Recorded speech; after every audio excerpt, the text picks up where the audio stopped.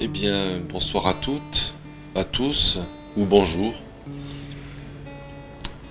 Je fais cette vidéo seul aujourd'hui. Je souhaiterais développer un petit peu, comme il était prévu, sur le thème que j'ai abordé donc dans un article qui s'appelle Perception et réalité. Le premier article posté sur le site du Petit Frère. Voilà, donc seul, je ne sais pas comment ça va marcher. Je vais essayer en tout cas. Donc l'idée est de développer cette thématique, perception et réalité. Donc pour ça, je me suis noté préalablement quelques mots-clés sur lesquels je vais me baser pour essayer d'étayer un peu mes propos à ce sujet. Alors le premier mot-clé que j'ai noté est perception, en relation donc avec la réalité, les perceptions. Je dis dans cet article que la réalité, ma réalité, celle que j'éprouve, qui n'est pas votre réalité, qui n'est pas la réalité du voisin, dépend de nos perceptions, dépend de nos états internes à un instant T. J'ai pris un exemple, si mes états internes à un instant T sont de l'ordre de la paix, des états internes paisibles, ou des états internes qui révèlent de l'amour, ma réalité, la réalité dans laquelle je vais évoluer, la réalité que je vais percevoir, c'est dans ce sens qu'il est question de perception, sera une réalité toute belle, avec beaucoup moins en tout cas d'aspects négatifs. Je ne percevrai plus les choses de la même façon que si mes états internes sont de l'ordre de l'agitation ou du mécontentement, de la colère. Donc ma réalité m'appartient, votre réalité vous appartient, la réalité de votre voisin, de votre compagne, lui appartient complètement. Ces perceptions, effectivement, les perceptions de tout un chacun dépendent des états internes de tout un chacun. On peut dire qu'il y a une réalité commune. Je pense que c'est un peu peut-être l'erreur sur laquelle se basent les corps médicaux que l'on connaît aujourd'hui, particulièrement la psychiatrie, qui tente à peut-être penser que la réalité, c'est ce qui est perceptible par tout un chacun là maintenant, mais sans tenir compte de ce qu'il y a derrière ce mot perception. Pour prendre un exemple, dans l'instant présent, il y a là une table faite de bois, une table tout à fait normale, en tout cas une matière dense. Cette matière dense, on peut la nommer comme étant faisant partie d'une réalité commune. Si plusieurs personnes sont dans cette pièce, ils peuvent tous percevoir, par la vue bien sûr, par le sens de la vue, qu'il y a bien ici une table, ceci est une réalité commune. Il y a d'autres, à mon sens, perceptions que l'on peut avoir. Cela n'enlève en rien l'idée que s'il y a plusieurs personnes dans cette pièce, la réalité commune va être de façon tangible le fait que cette table est là, présente à cet endroit, dans cette matière, mais ça n'enlève en rien l'idée que chaque personne dans cette pièce va vivre sa propre réalité. Cette table de bois pourra, pour une des personnes qui est dans la pièce, paraître comme étant absolument magnifique parce que cette personne a un amour particulier pour le bois, pour le veinage du bois, pour la finition de cette table, pour peu importe. Une autre personne qui est dans cette même pièce va dire oui, il y a une table, et puis cette table ne va pas représenter forcément grand chose, ne va pas en tout cas faire ressentir les mêmes choses à cette personne. J'aimerais insister sur ce fait. parce qu'il s'agit de nouveau de perceptions qui elles-mêmes nous amènent à des états internes. Si je me promène dans la nature et que je vois, je vais parler pour moi donc, je vois une jolie fleur, une fleur en tout cas qui pour moi est jolie et qui appelle à mon regard. La couleur de cette fleur, si cette fleur est jaune, mettons, pourra tout à fait évoquer, pour moi, la couleur du soleil, la chaleur du soleil. Cette fleur va me faire vraiment du bien.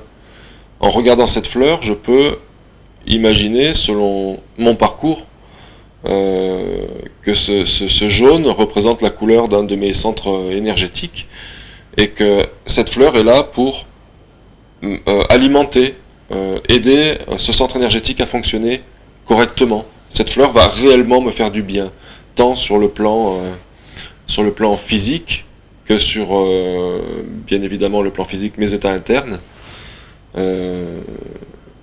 et donc sur mes perceptions. Mon regard va être attiré par cette fleur. Dans le même temps, une autre personne avec laquelle, par exemple, je chemine sur ce chemin, c'est joli, pardon, va plutôt être dans ce moment-là, dans ses pensées. On peut imaginer qu'elle pense à quelque chose du passé, de désagréable ou pas, peu importe, ou alors qu'elle projette sur le futur, que cette personne-là n'est pas dans ce qui se passe ici, maintenant, dans ses perceptions, dans ses sensations d'ici, maintenant. Je peux imaginer que cette personne qui est à côté de moi expérimente de façon matérielle une réalité que l'on peut dire commune. Il n'en est pas moins que cette personne, si elle vit quelque chose de l'ordre du passé, d'un regret ou de choses qui ne se sont pas forcément bien passées dans son passé, peut être dans des états internes tout à fait désagréables.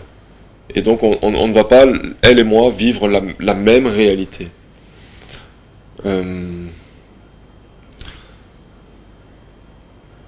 Lorsque je parle de sensation, là aussi c'est un point d'honneur que j'aimerais marquer. Chacun de nous connaît les 5 sens principaux qui sont attribués à l'homme.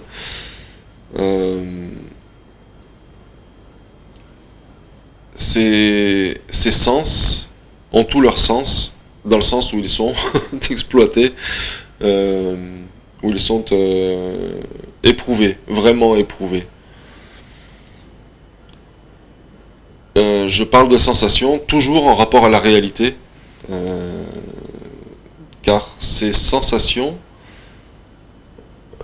vont modifier la façon que j'ai d'utiliser, d'exploiter en tout cas, mes sens à un moment, un instant T, vont modifier forcément la couleur de la réalité dans laquelle je vais évoluer.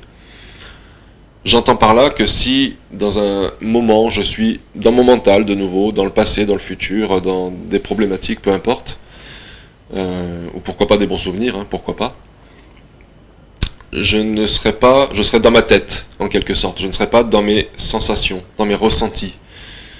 Si, dans le même moment, une autre personne à côté, ou pas à côté d'ailleurs, une autre personne tente à vivre l'instant présent, à être dans son ressenti corporel, et dans l'éveil de ses sens. Si cette personne est focalisée sur, en méditation ou pas, est focalisée sur quelque chose, un objet peut-être, c'est le sens de la vue qui va parler, qui va modifier les états internes de cette personne. Si dans le même temps, cette personne qui expérimente l'instant présent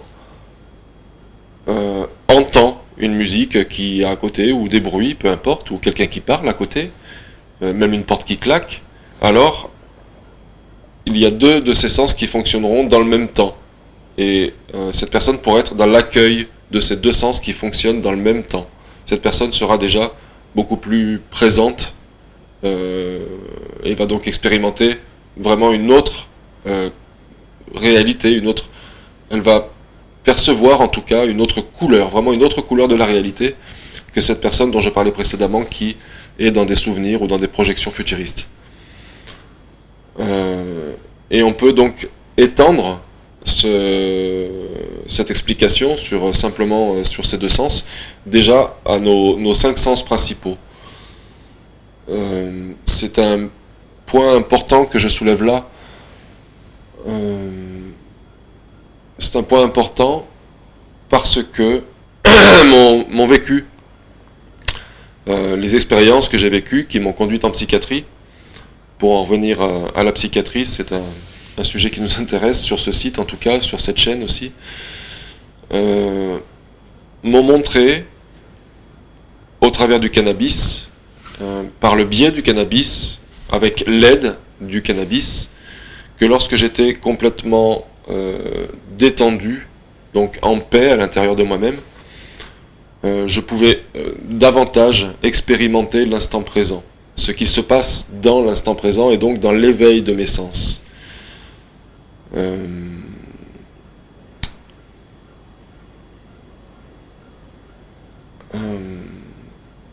Les sens éveillés, tous mes sens éveillés, me permettaient dans ces moments-là de percevoir une réalité paradisiaque. J'évoluais dans ces moments-là dans un monde qui pouvait très bien s'apparenter à la vision, en tout cas, que j'aurais pu me faire tout au long de ma vie de ce que pouvait être le paradis.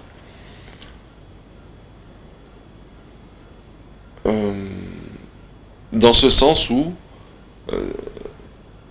en étant présent dans l'instant, j'étais dans une réalité qui me montrait que je n'avais plus besoin de quoi que ce soit en dehors de ce qui était présent.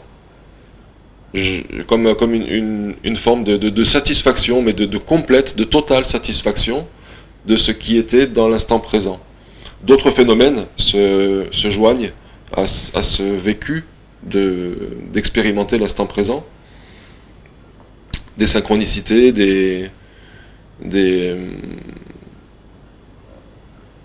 synchronicités,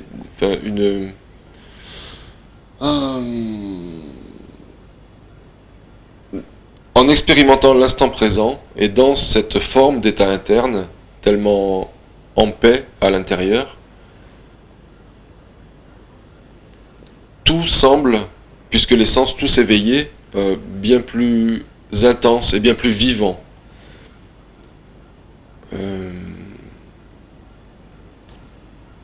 Selon ma conception, celle que la vie m'a apportée en tout cas, selon ma conception des choses, tout ce qui est de l'ordre du vivant n'est que de l'amour.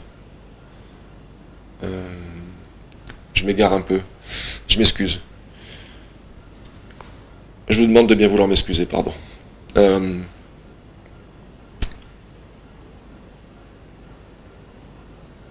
Le sujet est tellement vaste, c'est un peu difficile de ne pas s'égarer s'il n'y a pas une jolie personne à côté pour m'aiguiller dans tout ça. Donc je vais reprendre peut-être ma liste avec mes mots-clés. Alors,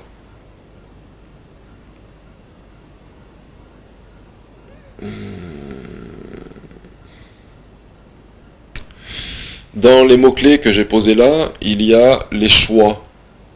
Donc toujours en relation avec la dite réalité. Le choix me semble vraiment important. Le choix et les priorités. Si je me considère, si j'ai pour habitude en tout cas, de me considérer comme une pièce rapportée, expérimentant une vie terrestre, et étant amené à subir, vraiment à subir des choses dont je n'ai pas envie, des choses qui ne me plaisent pas, j'ai tendance à oublier que ce que je vis peut être vraiment dépendant de mes propres choix et de mes propres priorités. J'entends par là, par rapport à la réalité, que à tout instant, je suis maître de ce que j'ai à expérimenter. Il y a des choses qui arrivent, des émotions qui peuvent arriver, il y a plein de choses qui peuvent arriver dans la vie. Tout dépend de la conscience que je vais mettre dans ce qui m'arrive à un instant T. Et donc, qui dit conscience dit possibilité de choix. À tout instant, je peux changer ma réalité. J'avais pris pour exemple, avec une personne qui m'est très chère, il y a quelques années en arrière, une personne à qui je souhaitais démontrer que ma réalité dépendait de mes choix. Si, je vais reprendre le même exemple, un peu différent, mais peu importe, si je fais le choix maintenant de prendre ce stylo, ma réalité à cet instant T est que vous voyez un stylo et je vous montre un stylo. C'était mon choix. Ma réalité est celle qu'elle est. Si je n'avais pas fait ce choix de prendre le stylo, mais de prendre un autre objet ou de faire autre chose, ma réalité aurait été différente. C'est, à mon sens, quelque chose de... Cette histoire de choix, ou de libre arbitre, est vraiment capitale dans cette notion de réalité, en ce sens où, à chaque instant, en étant conscient, en essayant, en tout cas, d'avoir cette conscience de mes propres choix qui vont modifier ou qui vont m'amener à expérimenter une réalité qui me convient à moi et qui convient, si possible, si mon choix est de l'ordre de la bienveillance pour moi ou pour les autres, alors j'ai à chaque instant le choix de me faire du bien, je suis désolé.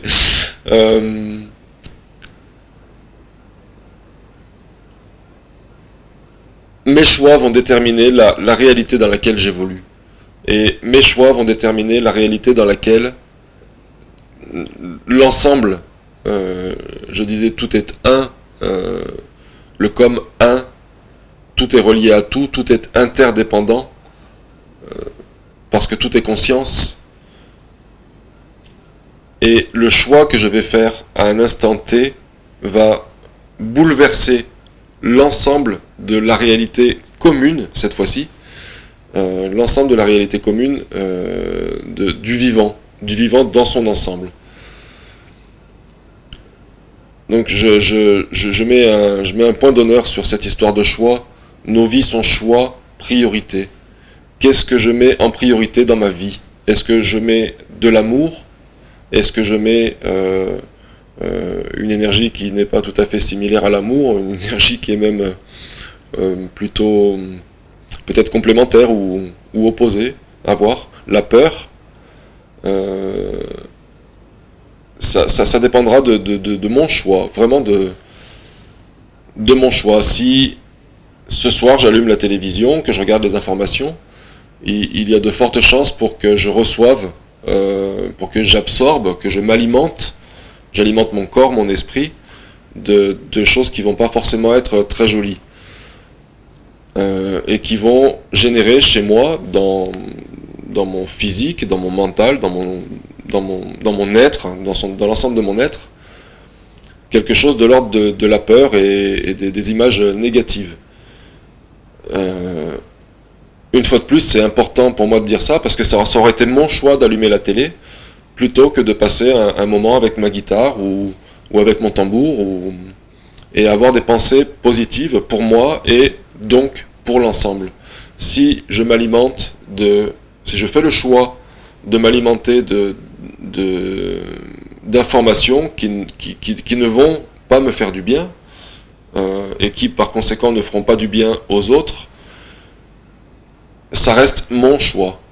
Voilà, je tenais à mettre un point d'honneur sur cette notion de libre arbitre et de choix. J'ai le choix de la réalité dans laquelle je souhaite en tout cas, évoluer. Ça n'empêche pas qu'il peut m'arriver à tout instant des choses désagréables, mais j'aimerais dire aussi qu'à force d'entraînement, à force de cultiver, de ne pas me laisser aller dans des choses négatives, dans des choses qui vont m'apparaître en tout cas comme étant négatives et qui ne vont pas me faire du bien, alors je vais petit à petit, par l'entraînement, je vais petit à petit créer ma réalité, et qui sera une réalité dans laquelle les rencontres que je ferai seront de belles rencontres, qui seront épanouissantes, qui seront de l'ordre de la bienveillance. Je vais pouvoir faire du bien autour de moi, je vais recevoir beaucoup d'amour et pouvoir donner beaucoup d'amour, me respecter, respecter l'autre. Voilà, avec l'entraînement, je me rends compte que toute la réalité dans laquelle j'évolue est avant tout dépendante de mes propres choix. Le mot que j'ai choisi ensuite, c'était interdépendance. Je l'ai évoqué déjà il y a quelques instants. Cette notion d'interdépendance est aussi, elle aussi, en fonction toujours du thème de la réalité, capitale. Vraiment, vraiment capitale. Il est démontré aujourd'hui par la mécanique quantique, la physique quantique, la science d'aujourd'hui, une science moderne. Il est démontré que tout ce qui est dans l'univers dans son ensemble, y compris mon être, moi Didier, y compris vous qui me regardez, qui m'entendez,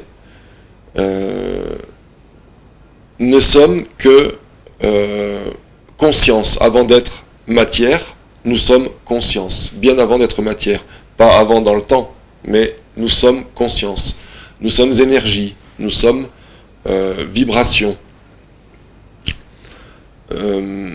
Ce qui nous amène à peut-être une image, à essayer de percevoir l'univers comme étant quelque chose de fini, ce qui n'est sans doute pas le cas, mais quelque chose de fini, qui serait simplement des points. On peut imaginer des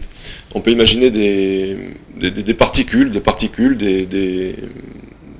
énergétiques, que des petits points qui sont densifiés sous la forme d'une table, peu importe par quel moyen. On aura peut-être l'occasion d'en parler, peut-être, ou de voir des vidéos, mais mon corps, avant d'être une matière dense, de chair, d'os et de sang, c'est de l'énergie. C'est vraiment de l'énergie. Cette énergie-là n'est pas séparée de l'ensemble. Elle communique avec l'ensemble. Quand je parlais de vibration et d'énergie, aujourd'hui on est tous tout à fait conscients qu'un corps émet de l'énergie. On va dire, oh lui il a une énergie pas sympa, oh lui tiens il est dans une belle énergie. Des études irréfutables aujourd'hui nous montrent que notre corps est enveloppé d'une énergie, l'aura, beaucoup appellent cette énergie l'aura.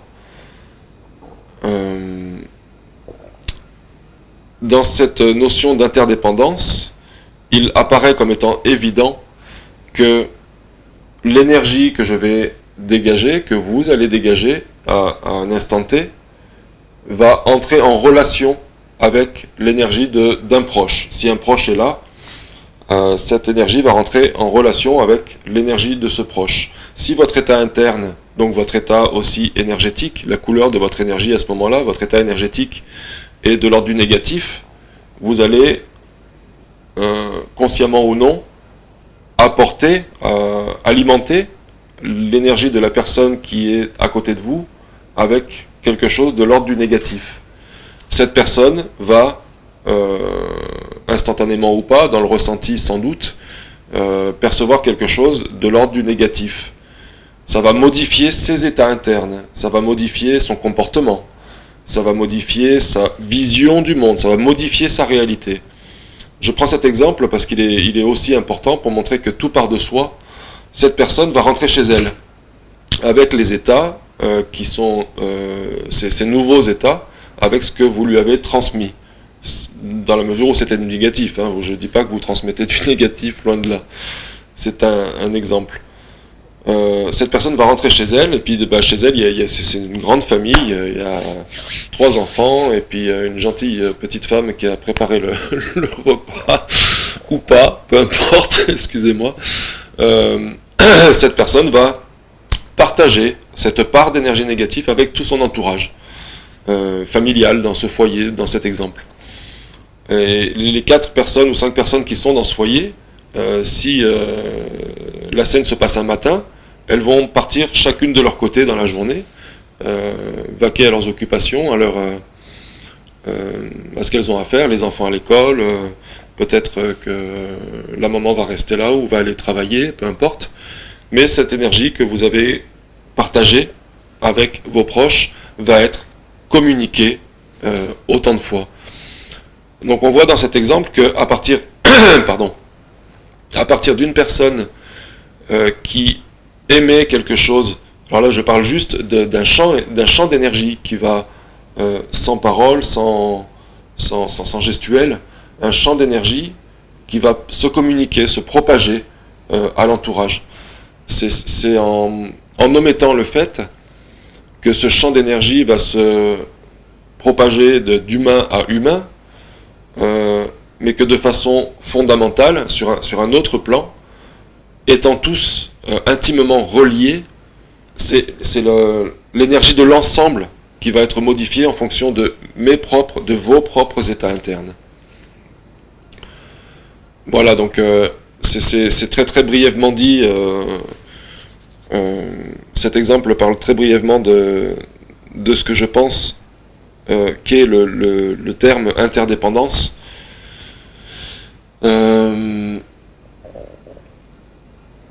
Voilà, c'était un exemple un peu concret.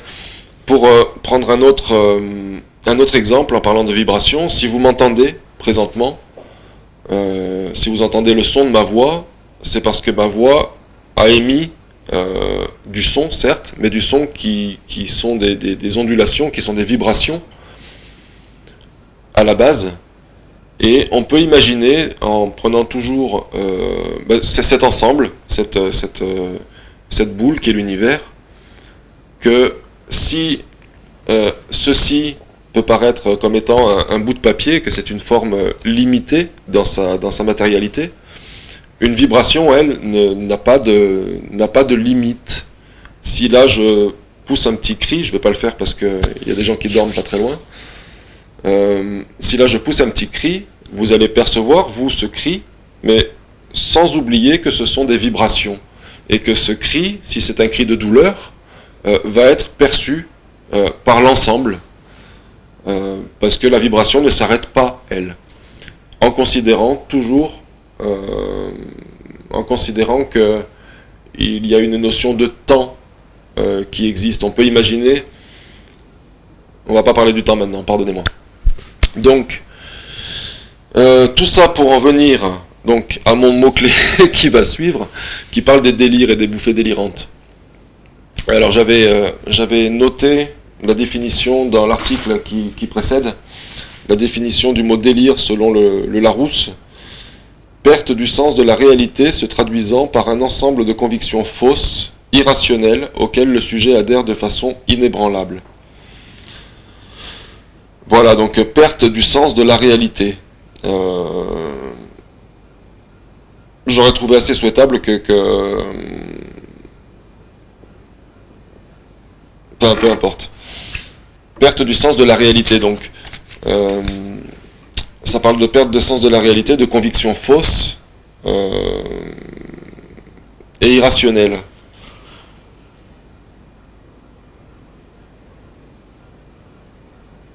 En fait, je pense pas avoir besoin de développer plus là-dessus. On a vu qu'une réalité dépendait d'un état interne. J'ai éprouvé la dépression, la mélancolie, donc un haut niveau dans l'échelle de la dépression. un haut niveau bien bas dans l'échelle de la dépression. J'ai aussi connu des états d'exaltation, d'euphorie, qui ne dépendaient que de mes états internes. On est bien d'accord avec ça. Ces moments d'euphorie, d'exaltation, je peux les percevoir aujourd'hui, par ma mémoire, hein, dans des périodes de ma vie, donc ça a été des expériences, hein, des expériences que j'ai vécues, qui avaient du sens. Lorsque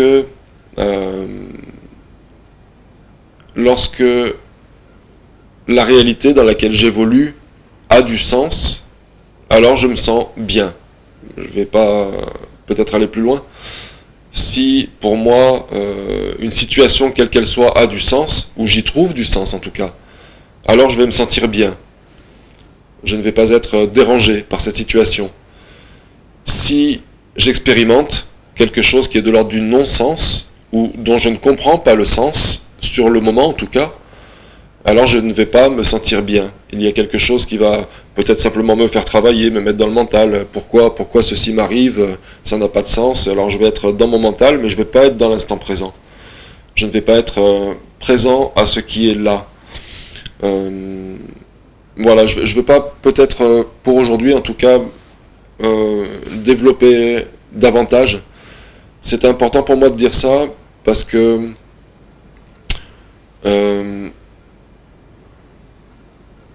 je souhaiterais peut-être vous donner une piste, en tout cas pour ceux qui en ont peut-être besoin, certainement pas la majorité d'entre vous, ou peut-être que si, peu importe, je ne sais pas. J'aimerais donner peut-être une piste ou une clé. J'ai, depuis pas mal d'années, un moyen, c'est un outil qui me permet de relativiser. La relativité est vraiment importante aussi dans notre monde, on en parlera encore une autre fois, pardon. Relativiser lorsque j'éprouve un état désagréable, que ce soit la colère, que ce soit la tristesse, que ce soit dans une forme d'incompréhension, peu importe. J'éprouve un état désagréable, alors j'ai le réflexe aujourd'hui, pas toujours, mais ça viendra, je m'entraîne, à faire la technique de l'oiseau. J'ai appelé ça la technique de l'oiseau.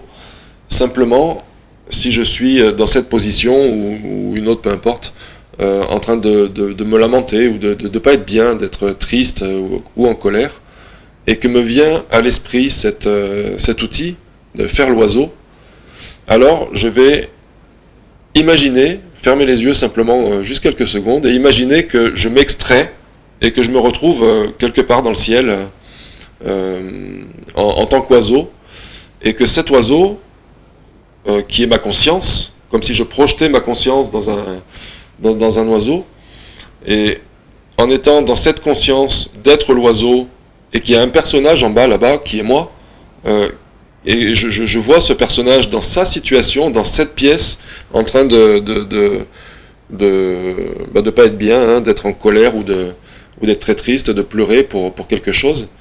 Si je fais l'oiseau et que je vois ce personnage tout en bas, et que je peux donc visualiser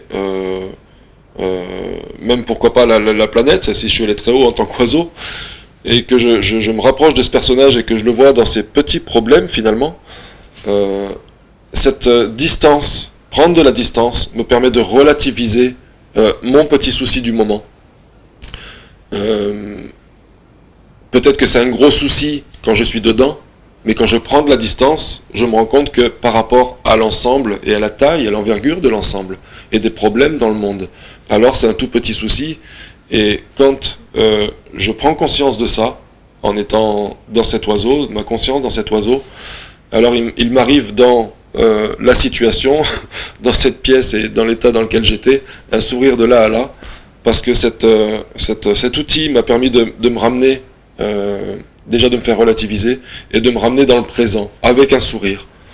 Voilà, et là je peux relever la tête et dire mais oui, là, ici, maintenant, mais tout va bien. Voilà, c'est juste un outil comme ça, si ça peut en tout cas peut-être aider quelqu'un, ben j'aurais pas fait ça pour rien aujourd'hui. Voilà. Je vous remercie infiniment. On va en rester là pour le moment. Je vais visualiser cette vidéo pour voir si ça cafouille pas trop et si je suis pas un peu parti dans tous les sens. Je vous dis à très bientôt et j'espère que quelques compréhensions auront pu peut-être se faire ou pas. À bientôt. Merci beaucoup. Merci de votre écoute.